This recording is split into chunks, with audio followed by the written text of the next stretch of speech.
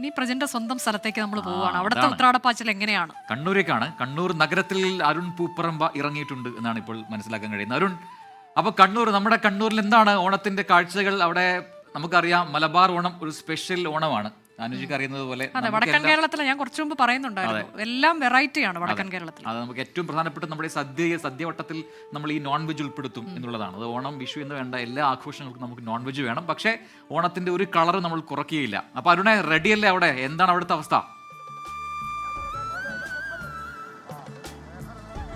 പ്രജിൻ, ഓണത്തിന്റെ എല്ലാ ആവേശവും കണ്ണൂർ നഗരത്തിൽ നമുക്ക് കാണാം. വലിയ തിരക്കാണ് കണ്ണൂർ നഗരത്തിൽ എവിടെയും കാണാനുള്ളത്.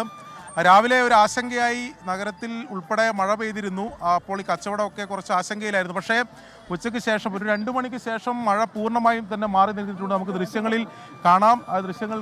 അത്രയധികം ജനങ്ങളാണ് ഈ ഓണാഘോഷത്തിൻ്റെ തയ്യാറെടുപ്പുകൾക്ക് വേണ്ടി ഈ കണ്ണൂർ നഗരത്തിലേക്ക് എത്തിയിട്ടുള്ളത്. അത് പൂക്കൾ വാങ്ങാനുണ്ട്, വസ്ത്രങ്ങൾ വാങ്ങാനുണ്ട്. ഇപ്പോൾ പ്രജിൻ സൂചിപ്പിച്ചതുപോലെ ഇവിടുത്തെ ഓണത്തിന് കുറച്ചുകൂടി വെറൈറ്റി ഉണ്ട്. കാരണം ഈ നോൺ വെജ് വിഭവങ്ങളൊക്കെ ഈ സദ്യക്കൊപ്പം ഉണ്ടാകും.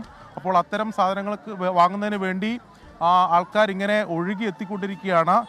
100 കണക്കിന് ആൾക്കാരാണ് ഇങ്ങനെ എത്തിക്കൊണ്ടിരിക്കുന്നത്. ഇവിടെ ഈ പൂ കച്ചവടമൊക്കെ കുറേ ദിവസങ്ങൾക്ക് മുമ്പ് തന്നെ ഇവിടെ ഈ നഗരം കീഴടക്കിക്കൊണ്ട് പൂക്കച്ചവടമുണ്ട്, വസ്ത്രത്തിൻ്റെ കച്ചവടമൊക്കെ ഉണ്ട്.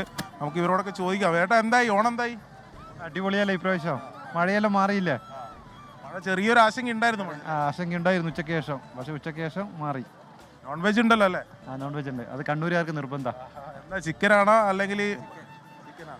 അതന്നെ, ചിക്കനാണ് ചേട്ടൻ എന്തായാലും റെഡിയാക്കിയിട്ടുള്ളത്. ഇപ്പോൾ കാണാം, നമുക്കിങ്ങനെ ദൃശ്യങ്ങൾ കാണാം. ഇങ്ങനെ ആൾക്കാരിങ്ങനെ പൂക്കളും വസ്ത്രങ്ങളും മറ്റുമൊക്കെ വാങ്ങുന്നതിന് വേണ്ടി ഇങ്ങനെ വന്നുകൊണ്ടിരിക്കുകയാണ്. ചേച്ചി, എന്തായി ഓണം? എന്തായി? അടിപൊളിയായി. ഉഷാറല്ലേ? എല്ലാം വാങ്ങിയാ? ഈ സദ്യ വട്ടത്തിനുള്ള കാര്യങ്ങളൊക്കെ വാങ്ങിയാ? എല്ലാം വാങ്ങി. ഓക്കെ. അതാ അങ്ങനെ നമുക്ക് കാണാം, ദൃശ്യങ്ങൾ കാണാം. ഈ കണ്ണൂർ സ്റ്റേഡിയം കോർണറിലാണിത്.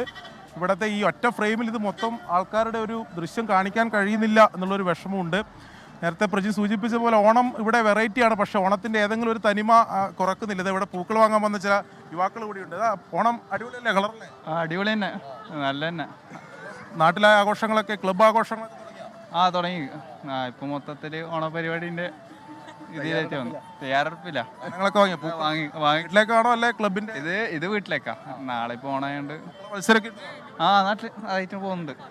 ആ രീതിയിലാണ് കണ്ണൂരിൻ്റെ ഒരു പ്രത്യേകത. ഈ ഗ്രാമപ്രദേശങ്ങളിൽ ഈ ക്ലബ്ബുകൾ, വായനശാലകളൊക്കെ സജീവമായ ഓണാഘോഷ പരിപാടികൾ നടത്താറുണ്ട്. അതിപ്പോൾ പ്രജിൻ്റെ നാട്ടിലൊക്കെ പെരിങ്ങോ ഭാഗത്തൊക്കെ വളരെ സജീവമായ വായനശാലയുടെ പരിപാടികളൊക്കെ അവിടെ നല്ല ആൾക്കാർ ഇങ്ങനെ വിളിച്ചുകൊണ്ടിരിക്കുന്നുണ്ട്. ഒന്ന് പരിപാടി വന്ന് കവർ ചെയ്യുമെന്നൊക്കെ ചോദിച്ചുകൊണ്ട് അങ്ങനെ സജീവമായ അത്തരം പരിപാടികളും കണ്ണൂരിൽ നടക്കാറുണ്ട്. നമ്മളിങ്ങനെ ദൃശ്യങ്ങൾ ഇങ്ങനെ നടന്നിങ്ങനെ പോയാൽ ഇങ്ങനെ നഗരം മുഴുവൻ ഇങ്ങനെ ദൃശ്യത്തിലൊക്കെ നമുക്ക് കാണാൻ കഴിയുന്നുണ്ട്. തിരക്ക് കൂടി വരികയാണ്. എല്ലായിടത്തും അങ്ങനെ തന്നെയാണ്. 6 മണി ആകാറായി. അപ്പോൾ എല്ലാ മാർക്കറ്റിലും തുണിക്കടകളിലും എല്ലായിടത്തും നല്ല തിരക്കാണ്.